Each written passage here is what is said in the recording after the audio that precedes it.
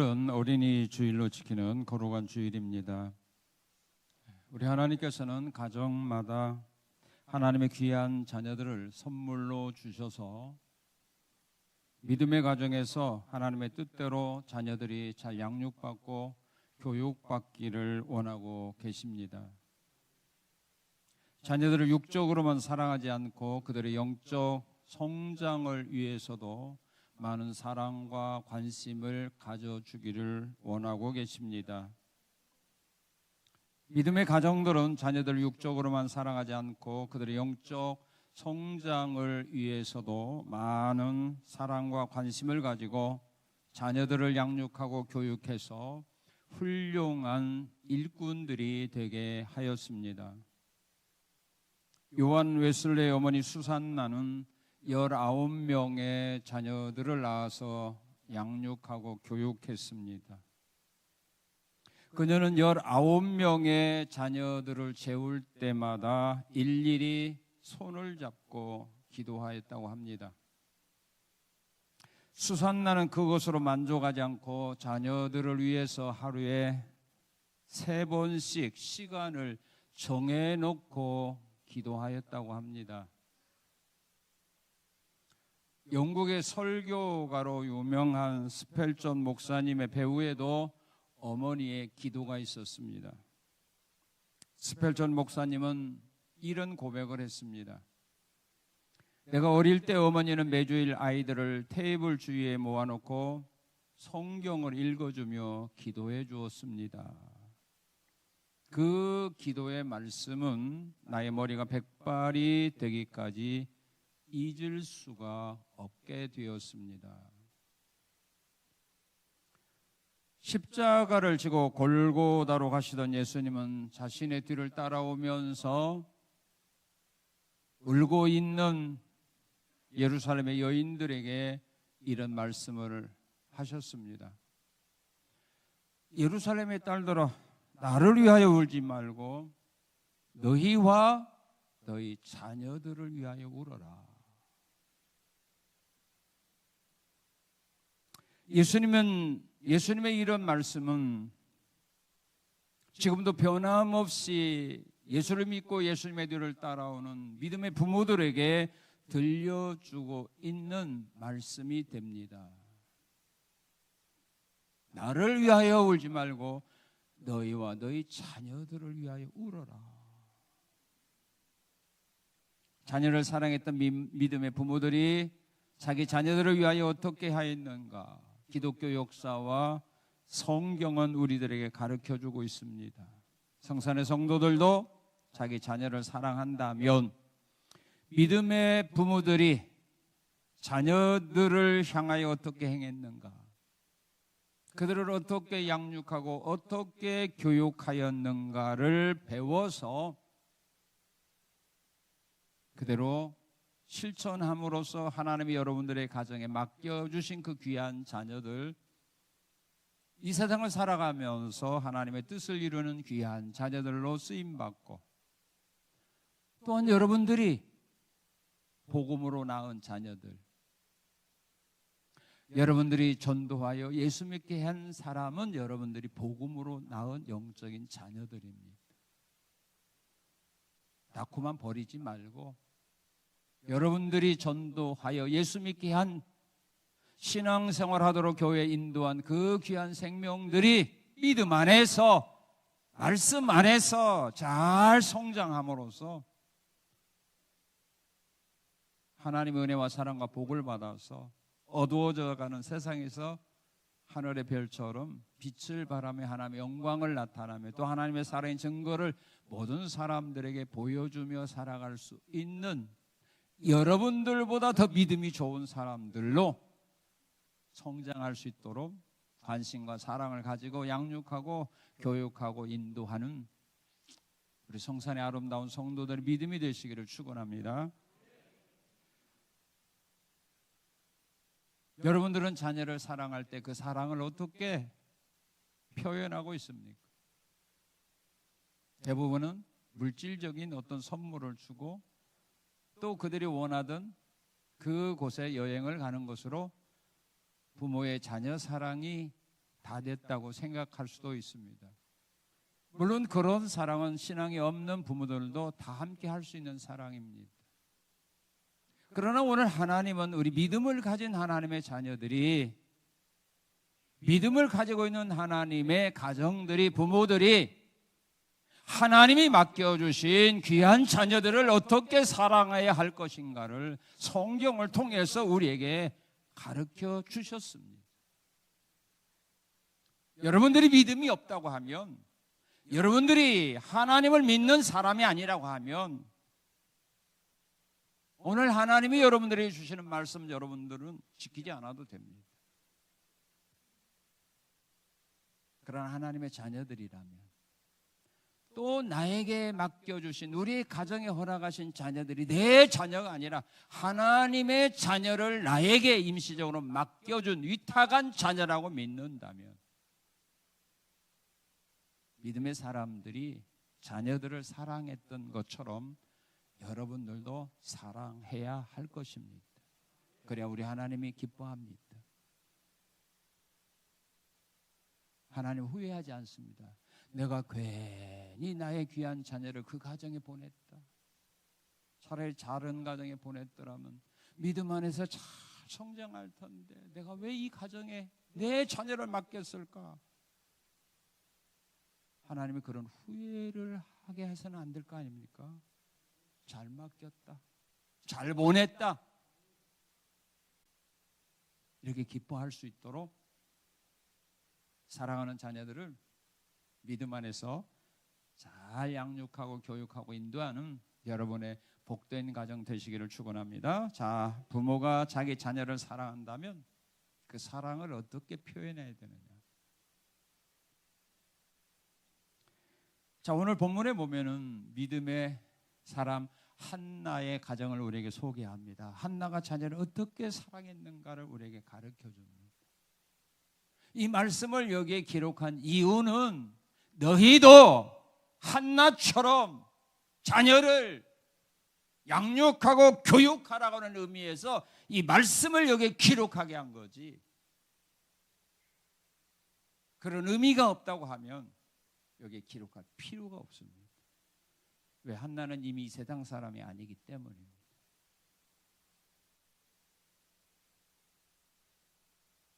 부모의 자녀 사랑은 어떻게 나타나는가? 오늘 본문 20절, 26, 27절에 보게 되면 한나는 자녀를 위하여 뭐 했습니까? 기도했습니다. 믿음의 부모들은 다 자녀들을 위하여 기도했습니다. 기도하는 어머니였습니다. 부모의 기도의 후원을 받았던 자녀들, 어려운 역경 속에서도 그들은 바르게 성장했습니다. 하나님의 거룩한 뜻을 이루는 아름다운 역사의 주인공으로 그들은 쓰임받았습니다.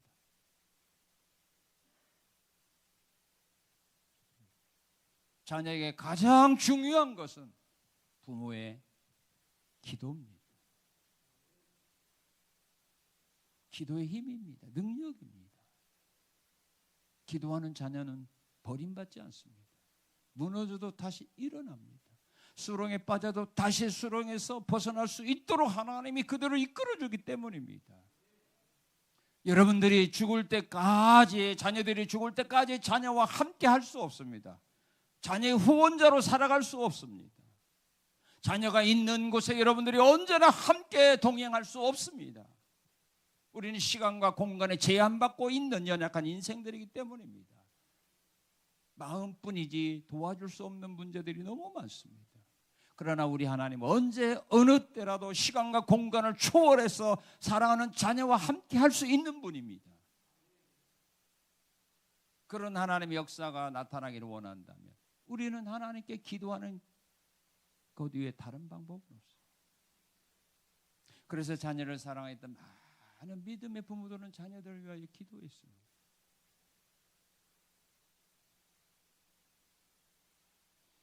여러분들 자녀 때문에 속상한 일 있죠? 대답 좀 해봐요. 속상한 일 있죠? 자녀 때문에 운 일 있죠? 통곡한 일 있죠? 왜? 왜 울었어? 뭐 때문에? 누구 뜻대로? 누구 뜻대로? 여러분 뜻대로 애들이. 그렇죠. 그래서 속상하죠. 우리 사랑하는 자녀 하나님 뜻대로 성장하지 않아서 통곡한 일 있어요? 물론 가끔 있겠지. 신앙생활 안 한다고 속상한 일 있겠지. 그러나 그것은 뭐 가뭄에 콩 나듯이 보통 보면 내 마음대로 내 뜻대로 내가 계획한 대로 아이들이 따라주지 않잖아요. 그래서 하나님 앞에 나가서 통곡하는 거 아닙니까? 나 자녀 때문에 속상해서 못 살겠다고. 그러나 믿음의 자녀들은 자녀들이 자기 뜻대로 성장하지 않는다고 그것 때문에 하나님께 나가서 기도한 일이 없어요. 믿음의 사람들이 자녀를 위하여 기도할 때 보면 이들이 하나님의 뜻 안에서 바르게 성장하고 바르게 지도할 수 있도록 하나님 앞에 그들은 기도한 겁니다. 하나님의 뜻을 알기 위해서. 창세기 25장 22절 23절에 보게 되면 이삭의 부인 리브가는요 결혼한 지 20년 만에 잉태했습니다. 그런데 20년 만에 잉태했을 때 쌍둥이를 뱄습니다. 그런데 이 두 아이들이 안에서 서로 다투고 막 싸웁니다. 그게 너무 아팠겠죠. 발로 막 툭툭 차니까 그냥 혼자 타도 아픈데 두 사람이 막 싸우면서 자면 배로 아프겠죠. 너무 고통이 심해가지고 리브가가 하나님 앞에 나가서 기도합니다. 하나님, 내 태중에서 이 두 아이가 서로 싸우고 있습니다. 내가 어떻게 해야 될까요? 하나님 앞에 기도합니다. 근데 하나님이 말씀해 줍니다. 큰 자가 작은 자를 섬길 거다. 사사기에 보면은 삼손의 아버지 마노아가 나옵니다. 마노아도 오랜만에 아내가 임신을 하게 됩니다. 그래서 그는 하나님께 나가 기도합니다. 하나님 우리에게 자녀를 줄 건데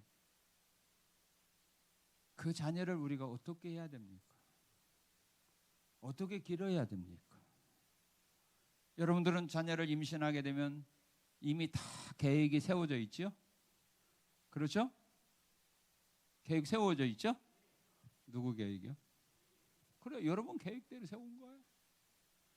그런데 마노아는 하나님 앞에 기도합니다. 하나님, 우리에게 자녀를 줄 건데 우리가 어떻게 기르어야 됩니까? 그 자녀에게 우리가 어떻게 대해야 됩니까? 그럴 때 하나님 말씀합니다. 포도주와 독주를 마시지 말게 하라. 더러운 거 먹지 말게 하라. 머리에 삭도를 대지 말아라. 그는 나실이니라. 임신했을 때부터 어떻게 하나님께서 이 자녀를 양육하고 교육하고 우리가 어떻게 대해야 될 것인가를 그들은 하나님께 기도했습니다. 하나님의 자녀되면 나는 이렇게 키울 거야가 아니에요. 이 자녀를 우리에게 주신 이유가 있는데 무엇 때문에 주셨을까? 그렇다면 하나님이 나에게 맡긴 이 자녀를 우리는 어떻게 양육해야 될까? 어떻게 교육해야 될까? 어떻게 이끌어가야 될까?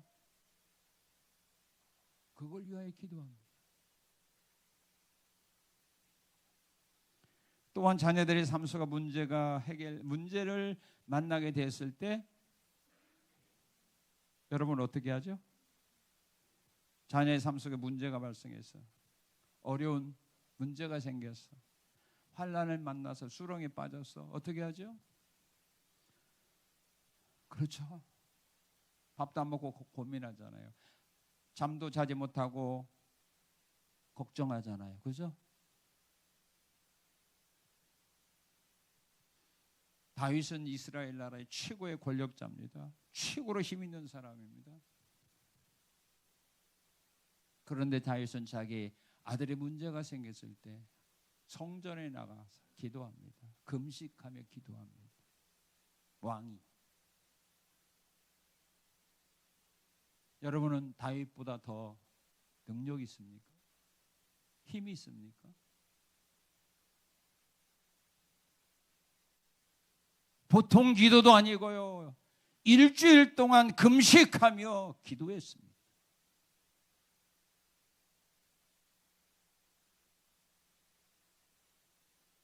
가나안 여인은 개와 같이 취급받는 그런 어려움과 수모를 당하면서도 자기 자녀에게서 귀신을 쫓아주기 위해서 그 모든 것을 감당하면서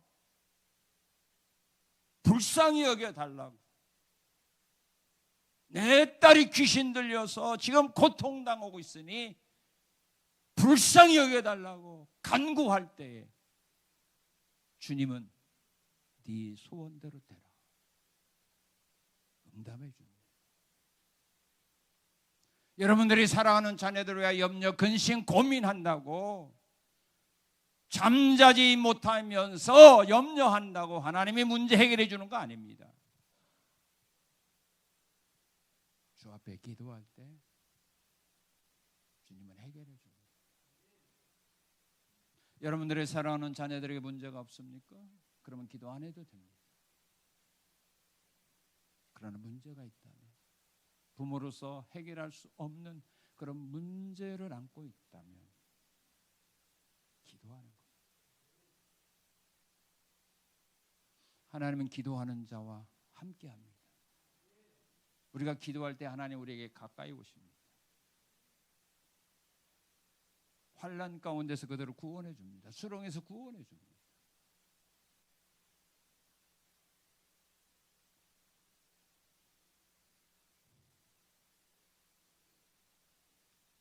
그리고 여러분들이 사랑하는 자녀들이 정말로 하나님의 은혜와 사랑과 복 받으며 세상을 살아가기를 원한다면 뭐 해야 돼요?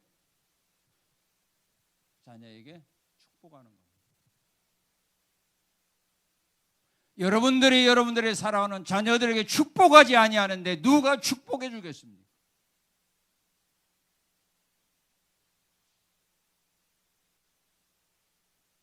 잘 되기를 원하는 것으로 만족하지 말고 축복해 줘야 됩니다.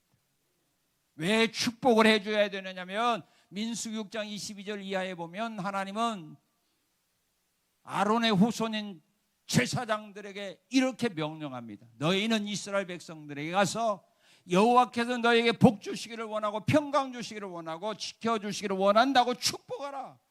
그리하면 내가 복을 주리라. 믿습니까? 너희가 축복하면 내가 복을 주리라.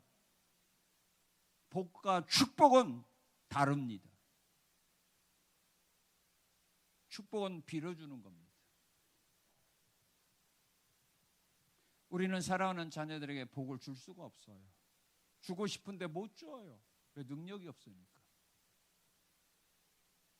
그러니까 우리 하나님 앞에 기도하는 겁니다. 우리 자식에게 이런 복 좀 달라고.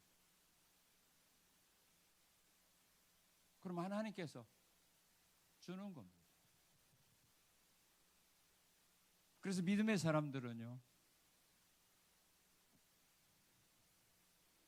축복이라고 하는 것을 놓치지 않아요. 그 중에 한 사람이 누굽니까? 야곱이에요. 야곱은 아버지의 축복을 받기 위해서요, 아버지를 속이기까지 했어요. 형이 받을 그 장자의 축복을 자기가 받기 위해서 형인 것처럼 가장하고 아버지께 나가서 형이 받을 축복을 자기가 받은 겁니다.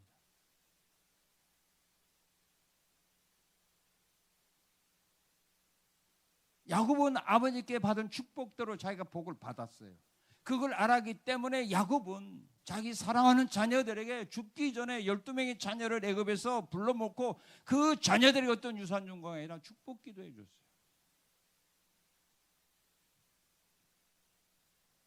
축복 기도해 줬어요. 그런데 성경에 보면요, 아버지가 그때 자기 12 아들에게 축복했던 그 축복대로 그 자녀들이 복 받았어요. 그대로 이루어졌어요. 축복은요, 제사장들이 하는 거예요. 베드로전서 2장 5절에 보면 예수 믿고 구원받은 사람들을 향하여 베드로 사도는 그렇게 말합니다. 우리는 왕 같은 제사장입니다. 믿습니까?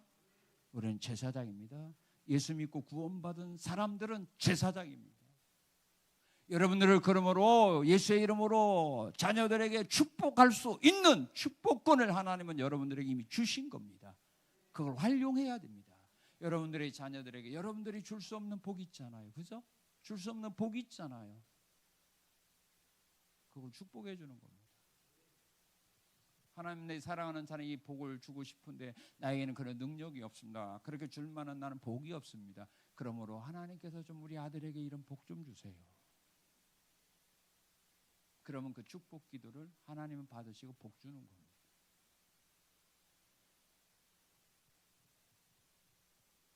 여러분들의 자녀에게 축복하자니 누가 축복해 줘요? 저주할 사람은 많아도요, 축복할 사람은 별로 없어요. 그리고 그것으로 만족하지 말고 자녀들을 축복해 줄 수 있는 사람에게 데리고 가서 우리 자식에게 좀 축복 좀 해주세요. 부탁하세요.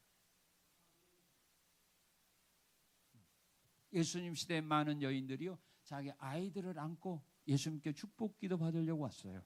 그런데 제자들이 금했어요. 가라고 했어요. 그 모습을 보고 예수님은 제자들을 책망했습니다. 어린아이가 내게 오는 것을 용납하고 금하지 말아라. 그러면서 어린아이들에게요 다 축복 기도해 줬어요.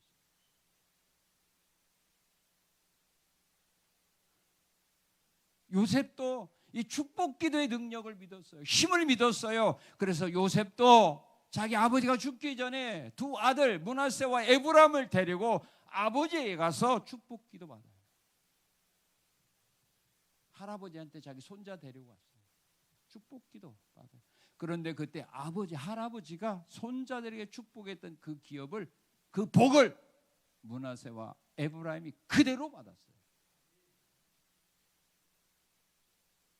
그런 능력을 믿고 기도하고 또한 축복 기도할 수 있는 사람에게 자녀들을 데리고 가서 기도받게 하는 거예요. 자녀라고 하는 것은 어린아이일 때만 자녀가 아닙니다. 늙어서도 자녀는 자녀인 겁니다.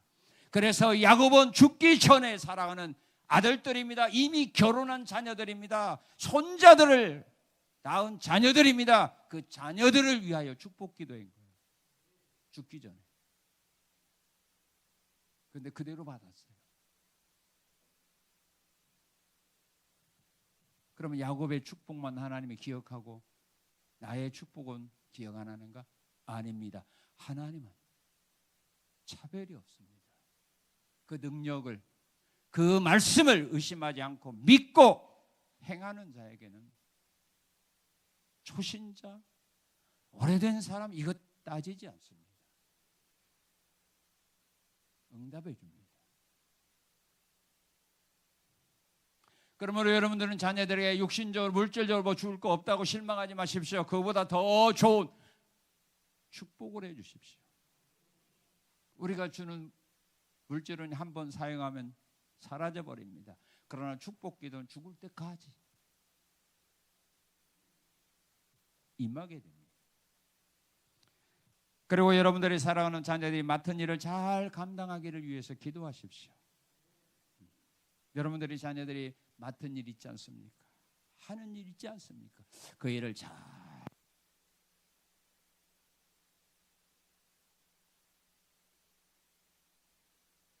감당할 수 있도록 하나님께서 지켜주기 때문입니다. 다윗은 왕입니다. 그런데 다윗이 죽기 전에 우리 하나님 앞에 자기 아들 솔로몬을 위하여 기도합니다. 왕이고 이제 솔로몬이 이스라엘 왕이 됐습니다. 그럼 왕 정도 되면 뭘 못하겠습니까? 그런데 다윗이 하나님께 기도합니다. 하나님, 솔로몬으로 하여금 내가 준비한 이 모든 것으로 성전을 건축하게 하옵소서. 하나님, 이 내 아들 솔로몬이 이제 성전을 건축해야 되는데 하나님, 이 성전 잘 건축할 수 있도록 하나님 은혜 주십시오. 그렇게 기도했습니다. 축복해 주십시오. 그대로 솔로몬은 성전 건축 완성했지 않습니까? 맡은 일 잘 감당하도록 여러분 하나님께서 복 주시라고, 지혜 달라고, 능력 달라고 축복해 주십시오. 여러분이 축복하지 않으면 하나님 복이 없습니다. 그걸 믿어야 합니다. 돈은 있어야 주지만 축복은 말만 하면 되잖아요. 그죠? 그 돈 들어갑니까? 말만 하면 되잖아요. 다른 말할 시간은 많은데 축복할 시간은 없죠. 기도해 주는 겁니다. 그게 자녀 사랑입니다. 그리고 여러분들이 사랑하는 자녀들을 정말로 사랑한다면, 여러분들의 자녀들이 하나님의 은혜와 사랑 안에 살기를 원한다면 자녀로 하여금 예배자로 살게 해야 됩니다. 24, 25절에 보게 되면 사무엘이 젖된 후에 한나는 사무엘과 함께 소 3마리를 준비해서 실로 하나님의 성전으로 갑니다. 예배드리기 위해서. 여러분들의 자녀들을 예배자로 살게 해야 됩니다. 왜 우리가 사랑하는 자녀들을 예배자로 살게 해야 합니까? 하나님이 우리를 구원하신 목적이 바로 예배드리기를 위해서 구원했기 때문입니다. 이스라엘 민족을 하나님의 애굽에서 구원한 목적이 뭡니까? 너희가 이 산에 와서 여호와를 섬기리라. 예배받으려고 여러분들을 구원해 주신 겁니다. 이건 하나님이 부모들에게 명령한 말씀이기 때문입니다. 창세기 35장에 보게 되면 야곱이 세겜성에서 어려움을 만났습니다. 자기 딸이 강간을 당하자 오빠들이 살인을 했습니다. 도둑질을 했습니다. 이제 더 이상 세겜성에서 살 수 없는 어려운 위기를 만났습니다. 그때 하나님은 야곱에게 찾아와서 말씀합니다. 베델로 올라가서 여호와를 위하여 단을 쌓아라. 그 어려운 위기에서 구원하기 위하여 하나님이 요구한 것은 예배입니다.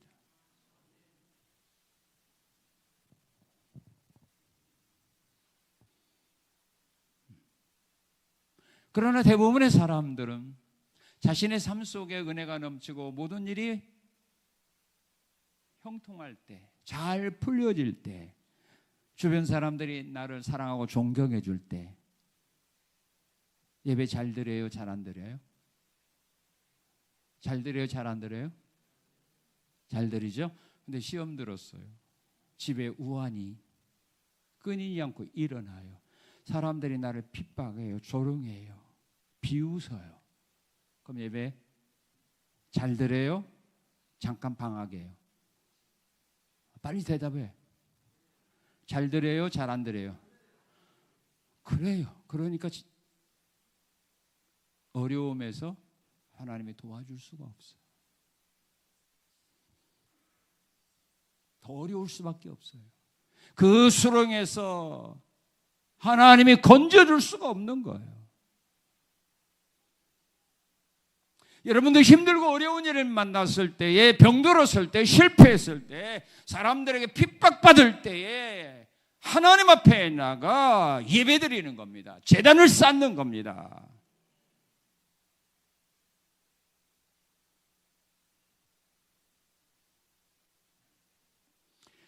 예배자로 살아갈 때 하나님은 그들에게 복을 주기 때문인 겁니다. 출애기 29장 42, 43절에 보게 되면 너희가 회막에서 번제를 드릴 때 하나님이 그들을 거기에서 만나주시고 회막에 나와서 예배 드릴 때에 하나님이 그들에게 말씀을 주신다 이렇게 약속했습니다. 회막에 나와서 예배 드리는 자를 하나님이 만나주시고 그들에게 말씀을 주신다고 말한 겁니다. 오늘 여러분들이 예배 드리기 위하여 주의 앞에 나왔기 때문에, 교회에 나왔기 때문에 하나님이 여러분들을 만나주시는 거고 여러분들에게 말씀을 주시는 겁니다.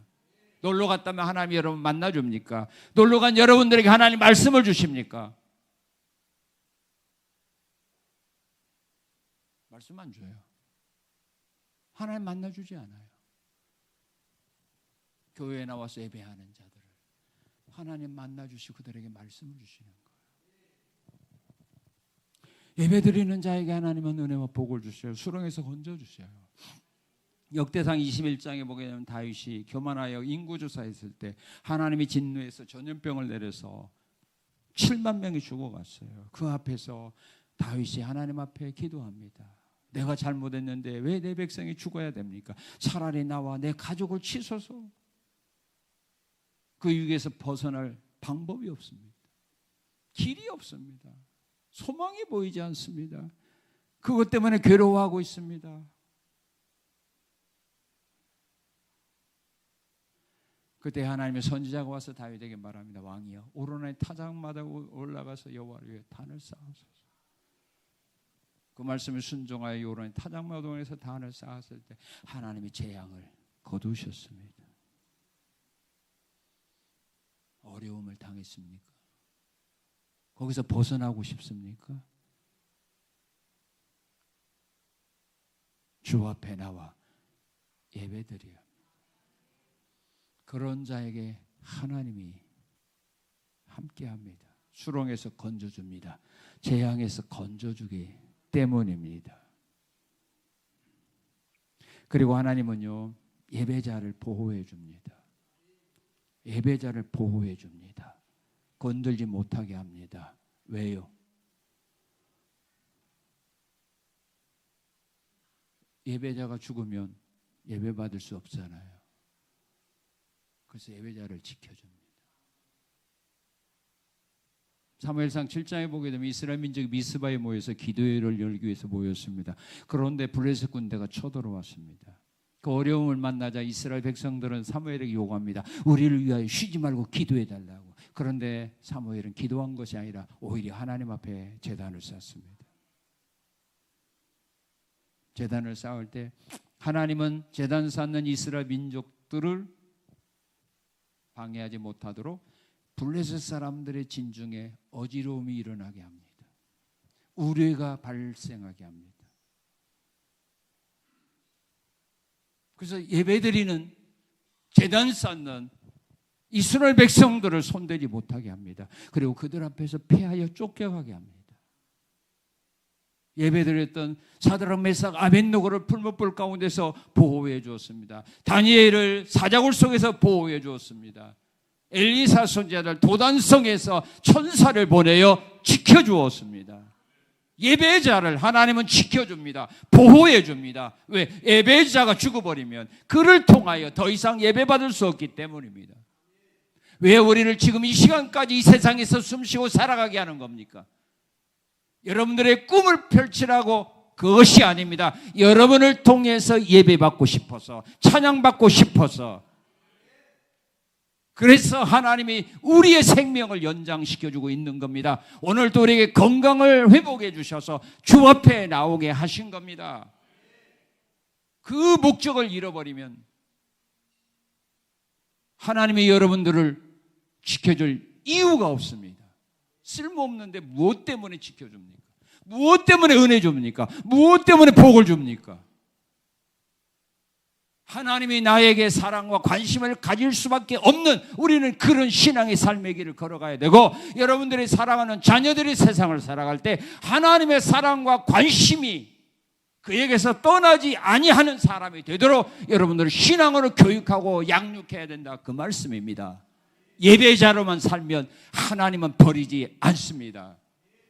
자녀를 위하여 여러분들이 기도한다면, 축복해 준다면, 여러분들의 사랑하는 자녀들에 대하여 세상 사람은 버리고 무관심한다 할지라도 하나님은 그 곁에 서서 그와 함께 하십니다. 왜? 여러분들의 축복이 복으로 변화되기를 위해서.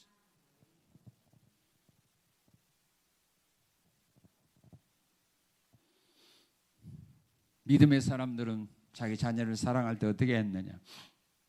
자녀들에게 말씀을 가르쳐서 지키게 했습니다. 하나님의 말씀을 가르쳐 지키게 해야 됩니다. 이것은 하나님이 부모에게 주신 말씀이기 때문입니다. 신명기 6장 11장에 보게 되면 부모가 먼저 말씀을 마음에 새기고 그 말씀을 자녀들에게 가르치라고 말합니다. 앉았을 때도 가르치고, 일어날 때도 가르치고, 누웠을 때도 가르치고, 길을 행할 때도 가르치고, 문설주와 임방에 그 말씀을 써서 붙여서 눈만 뜨면 보게 하고, 말씀을 가르쳐라, 그걸로 끝나는 거 아닙니다. 더 중요한 거 있죠? 뭐예요? 가르쳐 지키게 하라. 가르쳐 지키게 하라. 지키지 아니하면 모르는 거나 아는 거나 똑같기 때문입니다.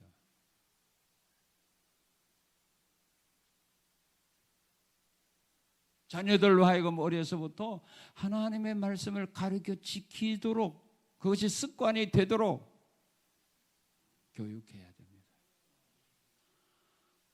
여러분들 자녀들이 원하는 걸 주기 위해서는 뭔가 조건을 요구하죠. 이번 시험에서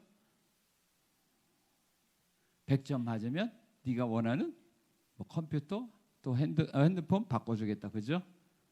그렇게 약속을 하고 그렇게 상을 겁니다만은, 네가 오늘 교회에서 들은 하나님 말씀 지켜라, 그러면 내가 네가 원하는 거 해주겠다, 그런 건 안 하죠. 그런 거 안 하죠. 그러면서 어떻게 자녀가 말씀대로 살기를 원합니까? 어떻게 말씀대로 지키기를 원합니까?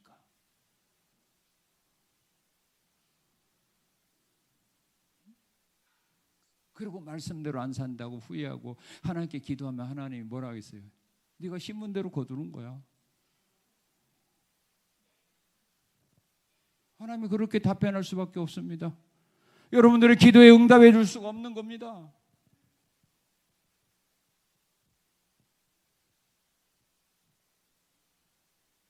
지키는 자가 되도록 우리는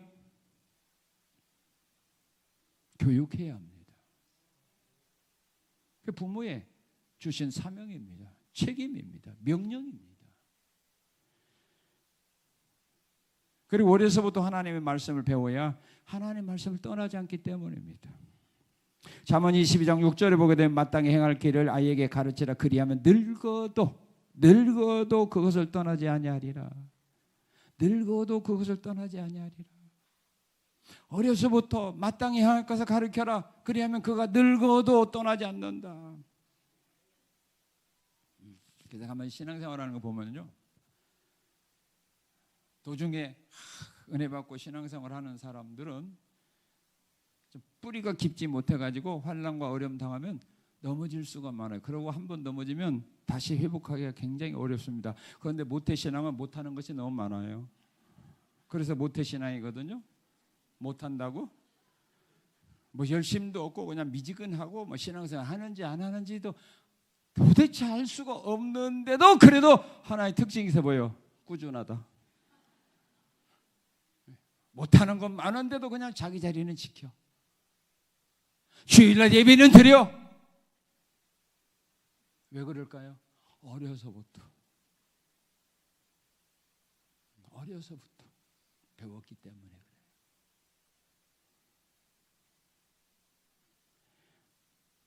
지금은 모르겠지만 옛날 통계에는 그랬습니다. 우리 한국교회 성인 중에요 80% 이상의 주일학교부터 다닌 사람이에요.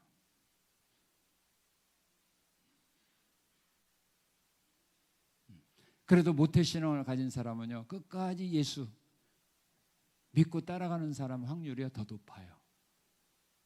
예, 속에 말씀이 있으니까, 어려서부터 가르쳐 줬으니까.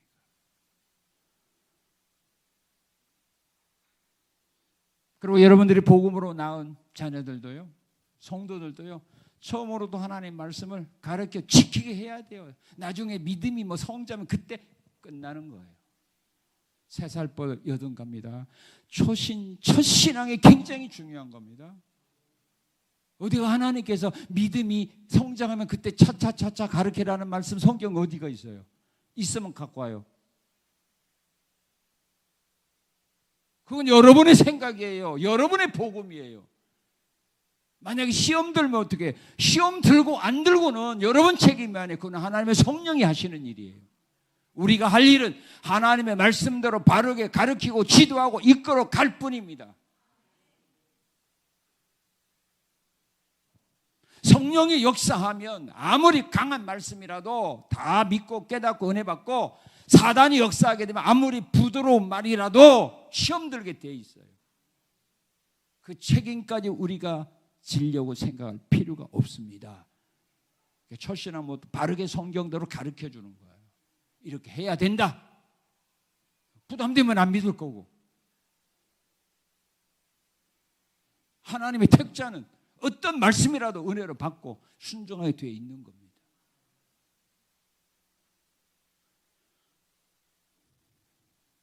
자, 어려서부터 성경을 배워야 말씀을 떠나지 않기 때문입니다. 예수님도 어려서부터 성경 잘 알았잖아요. 12살 먹은 소년이요.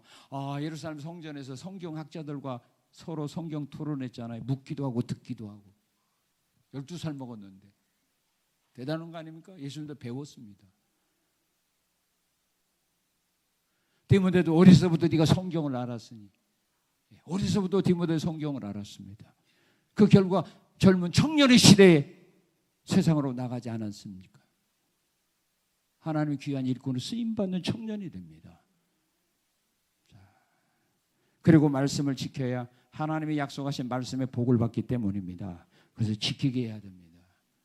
하나님이 여호수아에게 하신 말씀, 모세 율법에서 좌우로 치우치지 말아라. 그리하면 네가 어디로 가든지 내가 너와 함께 할 거고 네 길이 형통하게 되고 평탄하게 만들어 주리라. 예수님도 그렇게 마지막에 말씀하십니다. 내가 너에게 분부한 모든 것을 어떻게 하라? 가르쳐서 은혜 받게 하라. 그러면 내가 너희와 함께 할 거다. 세상 끝날까지. 아멘. 왜 아멘을 안 해? 하나님 말씀인데. 내가 너희에게 분부한 모든 말씀 가르쳐서 은혜 받게 하라. 그러면 내가 세상 끝날까지 너희와 함께 하리라. 아멘. 나는 그렇게 알고 있는데 뭐라고 했어요? 가르쳐 은혜 받게 하라, 지키게 하라. 은혜 받게 하라, 지키게 하라. 여러분 그럽니까?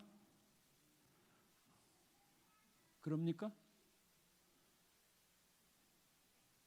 그러냐고요.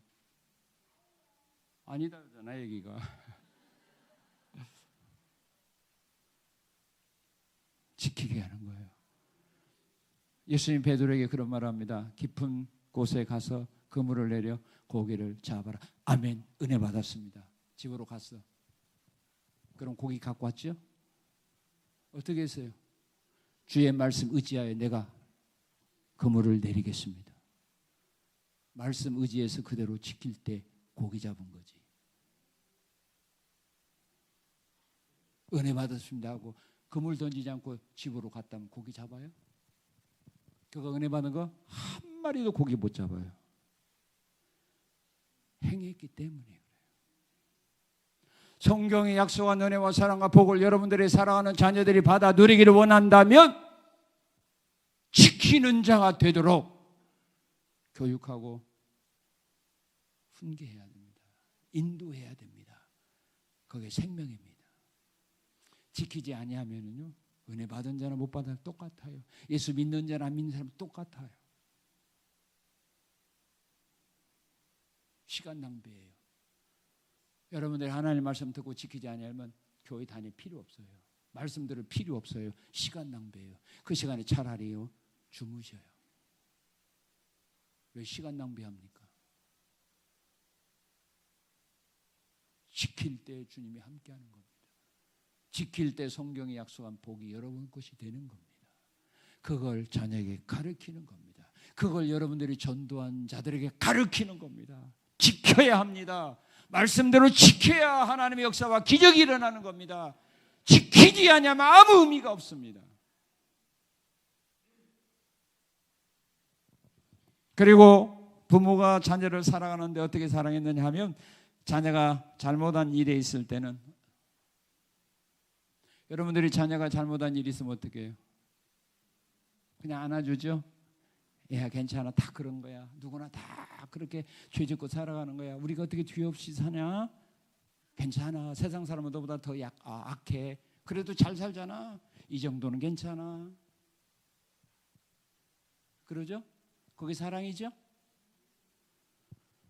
자, 사람의 심리 제일 잘 아는 분은 심리학자입니까? 교육학자입니까? 하나님입니까? 왜 하나님이죠? 사람을 만드셨기 때문에 최고로 잘 알아요. 근데 요즘 사람들은 뭐 심리학자, 교육학자 이 사람들의 학자들의 말을 성경보다 더 믿고 더 의지하고 더 신뢰하고 따르고 있어요.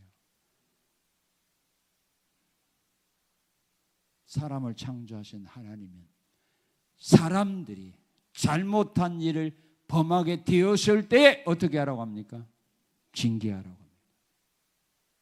징계. 잘못한 일이 있으면 나무라고, 잘못한 일이 있으면 제재시키는 겁니다. 그래야 사람은요, 그 후에 그 일로부터 벗어날 수 있습니다. 그런데 잘못했는데도 징계하지 않으면 계속합니다. 우리는 속담에 그런 속담 있잖아요. 바늘 도둑. 네, 바늘 도둑질이 왔을 때 부모가 뭐라고 해요? 잘했어. 다음엔 큰 것까지 와. 야, 이거 바늘 이거 팔아가고 우리 어디 먹고 살겠냐? 좀 큰 거 도둑질해 와야지. 그러면 그 아이가 다음에 진짜로 큰 거 도둑질해요. 근데 그걸 도둑질이 왔을 때 부모가 혼내보세요. 왜 가져왔냐고. 벌 줘보세요. 다음에 가져올 건가? 남의 거 훔친 거? 아니에요.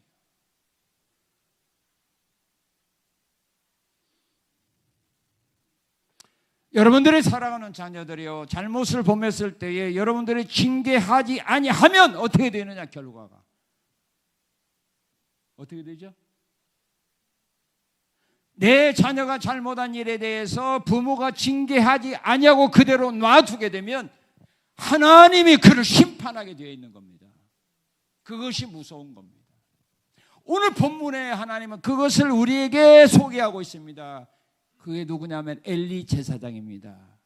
2장에 보게 되면 엘리 제사장의 두 아들이 있습니다. 흠니와 비니아스입니다. 그런데 이 흠니와 비니아스는 하나님의 제사 드리기 전에요, 종들을 보내서 살코기는 싫어해.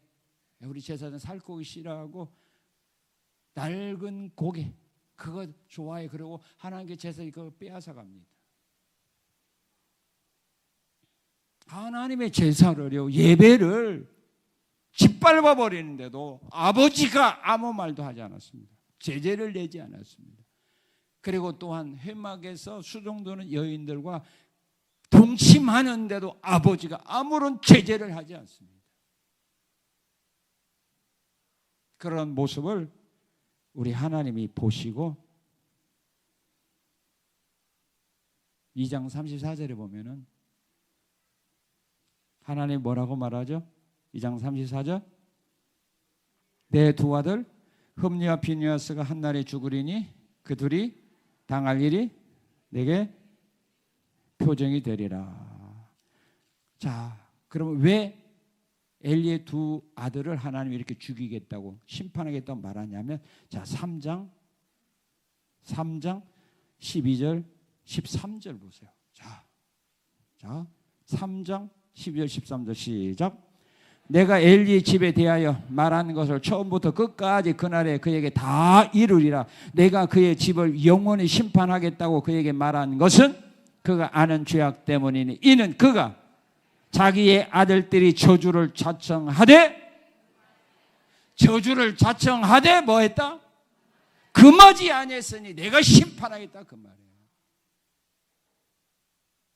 아버지가 잘못했을 때의 징계를 통하여 이런 범죄의 자리에서 돌아서겠다면 하나님이 그들을 심판할 이유가 없지요. 그런데 저주를 자청하는데도 금하지 않았어요. 그래서 하나님이 심판할 수밖에 없어요. 사무엘의 13장에 보게 되면 다윗의 아들 압살롬이요, 자기 누이를 강간했던 암논을 죽여버렸어요. 살인했어요. 그리고 도망갔어요. 몇 년 후에 아버지는 형을 죽였던 압살롬을 아무 벌도 내리지 않고 예루살렘에 다시 살게 했어요. 그랬더니 이 압살롬이 15장에 보게 되면 백성들의 마음을 도둑질했어요. 자기 사람 만들었어요. 세력을 키워서요, 자기 아버지를 반역했어요. 아버지 죽이고 자기가 왕 되려고 반역을 일으켰어요. 그러다가 죽게 됩니다. 만약에 형을 죽였을 때 아버지가 무서운 징계를 내렸더라면 압살롬이 이런 무서운 일을 했겠습니까? 죄가 무서운 줄 알았다면 이런 무서운 음모를 꾸몄겠습니까? 그게 사랑입니까?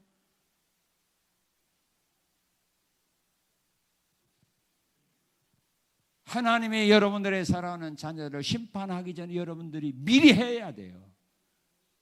그러면 희망이 있어요. 그러나 여러분들이 징계를 내리지 아니한다면 하나님이 심판하면 끝나는 거예요. 그래서 징계가 필요한 겁니다. 징계는요, 자녀를 사랑하는 증거입니까? 미워하는 증거입니까? 말은 그런데 왜 징계를 못해?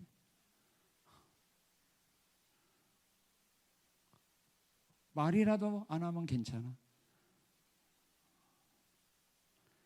잠언 13장 14절에 보니까 24절에 보니까 매를 아끼는 자는 그의 자식을 미워함이라 자식을 사랑하는 자는 근실히 징계하느니라.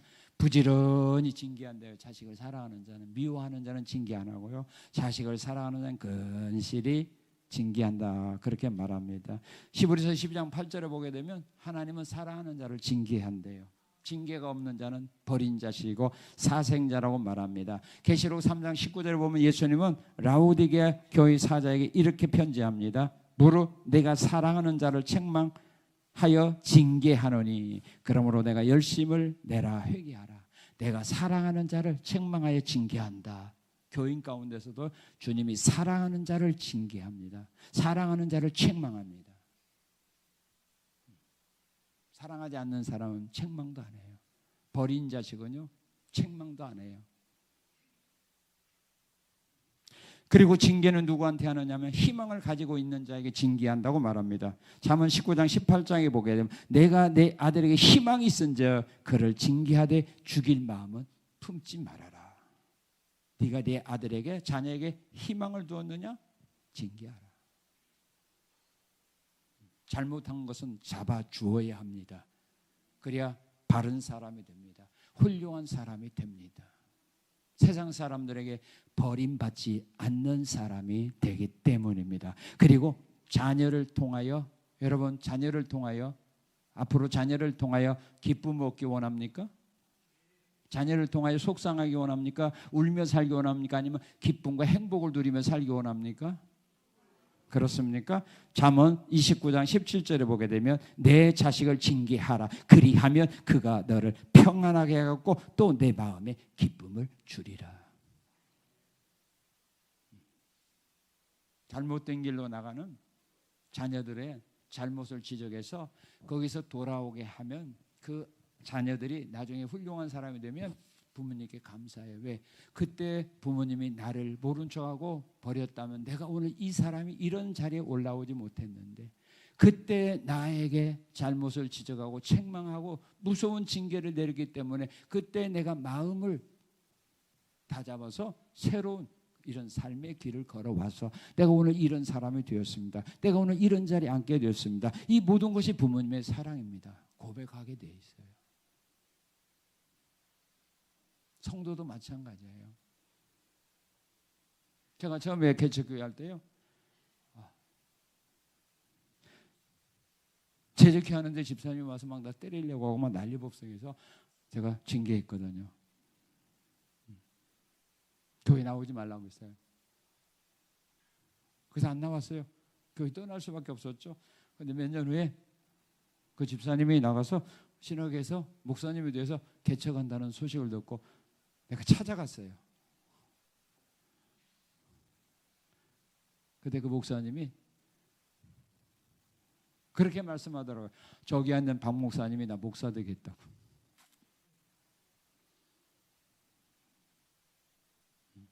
만약 그때 내가 징계하지 않았으면 그 사람은 목사 안 되고 교회에서 끝까지 가시해놓을 수 있겠죠? 그죠? 징계했더니 나중에 목사 되어서 박 목사가 나 목사 되겠다고 사람만 들었다고. 그래서 우리 교회 초창기에요, 나한테 불려와서 혼난 사람이 몇 사람 있어요? 불러다가 나는 혼내요. 그렇게 신앙생활하면 안 된다고. 징계하면 그 사람이, 그 자녀가 결국 후에 나에게 기쁨과 행복을 주는 사람으로 바꾸어진다 이 말입니다. 징계하지 않으면 결국 여러분들의 가슴에 못을 박는 자녀가 될 수밖에 없습니다. 지금 잘못된 그 삶의 길을 계속 걸어간다면 그의 미래가 어떻게 나타나가 뻔한 거 아닙니까? 그걸 잡아주는 것이 부모가 할 일이고, 잘못된 신앙을 가지고 신앙생활하는 사람들의 신앙을 바로 잡아주는 것이 교회의 목사요, 장로의 권사들이요, 교사들이라 이 말입니다. 바르게 신앙을 지도하지 못하고 교육하지 못하면 결국 그 사람들 때문에, 그 성도들 때문에 교회는 망하는 겁니다.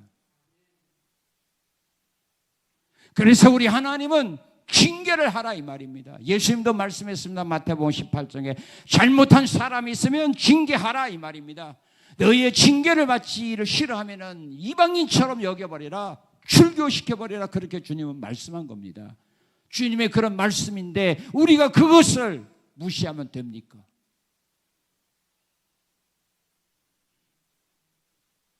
징계가 그때 보기에는 아프고 고통스럽지만은 열매는 좋은 겁니다. 그 사람을 바로 세워주기 때문입니다. 잘못된 신앙인을 바른 신앙인으로 세워줄 수 있는 길이기 때문입니다. 그런데 오늘 한국교회가 징계가 사라져버렸기 때문에 오늘 한국교회가 타락해버린 겁니다. 힘을 잃어버린 겁니다. 이 교회에서 문제 생기면 저 교회에서 오라고, 직분자 주겠다 오라고 하니 성도들의 신앙을 바로 지킬 수 있겠습니까? 그것은 바로 목사들의 책임입니다. 장로들의 책임이고 권사들의 책임이라 이 말입니다. 숫자만 많으면 뭐합니까? 교회만 열심히 다니는 종교인이 되기 위해서는 뭐합니까? 그들이 주님의 심판대 앞에 서서 책망 듣는다면, 심판받는다면, 주님으로부터 나도 모른다 내게서 떠나가라 말한다면 그 책임을 누가 지는 겁니까? 교회가 지어야 될 거 아닙니까? 지도자들이 지어야 될 거 아닙니까? 자녀가 잘못된다면 부모의 책임이고, 성도가 잘못됐다면 교회의 사명자들, 직분자들의 책임인 겁니다. 우리는 주님의 심판을 두려워할 줄 알아야 됩니다.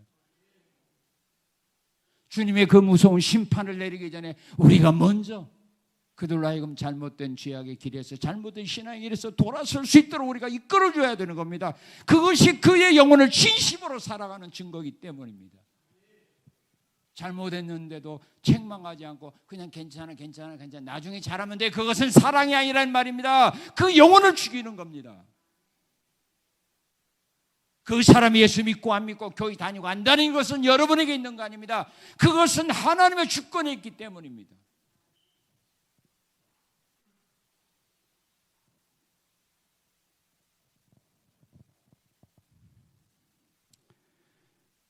부모를 사랑하는 자녀가 받게 되는 복이 있어요. 어떤 복이냐? 자, 우리 2장 26절입니다. 시작. 2장 26절 시작. 2장 26절.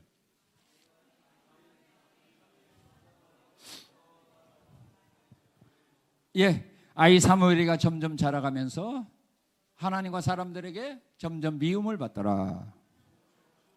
예? 은총을 받더라. 하나님과 사람 이렇게 자라나면 누가 싫어합니까? 믿음 안에서 예배자로 말씀 믿고 순종하며 살아가는데, 징계를 감사로 받아들이고 자기의 잘못된 것을 시정하면서 살아가는데 누가 싫어합니까?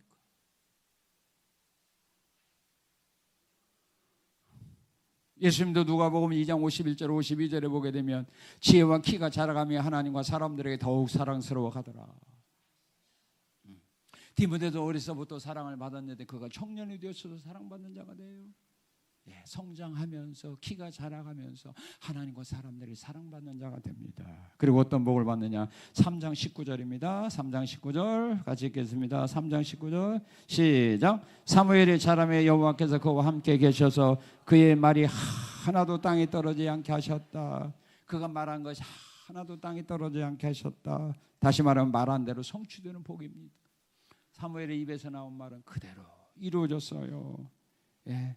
사무엘상 9장 6절에 보게 되면 사울의 종이요 잃은 나귀를 찾다가 찾지 못해서 사울이 집으로 돌아가자고 말합니다. 그때 종이 사울에게 하는 말이 있습니다. 이 성읍에는 하나님의 사람이 있는데 존경을 받는 사람이라 그가 말한 것은 반드시 응하리라.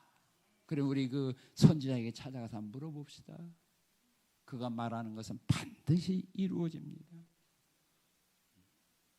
말한 대로 이루어지는 복입니다. 얼마나 큰 복입니까? 여러분들이 말한 대로 이루어지도록 하나님께서 은혜 준다면 그보다 큰 복이 어디가 있어요?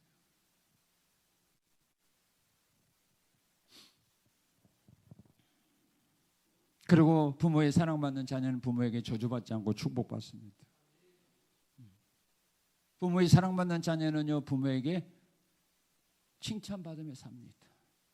세상 사람들에게도 칭찬받으며 삽니다. 저주받지 않아요. 미워하지 않아요. 싫어하지 않아요. 그리고 형제들보다 갑절의 복을 받았어요. 요셉은 아버지의 특별한 사랑을 받았기 때문에 형제들보다, 막내인데도 형제들보다 갑절의 복을 받았어요. 그래서 요셉은요, 두 지파 기업을 받아요. 형들은 한 지파 기업인데 요셉은요, 므낫세와 에브라임 지파 두 지파 기업을 받아요. 그리고 가나안 땅에 가서도요, 요단강 동편과 서편에서요, 지역적으로는 세 군데서 기업받았어요. 다른 형들은 한 지역만 받았는데 이 요셉 지파들은요, 요단강 동편 서편에서 세 지역에서 기업을 받아요.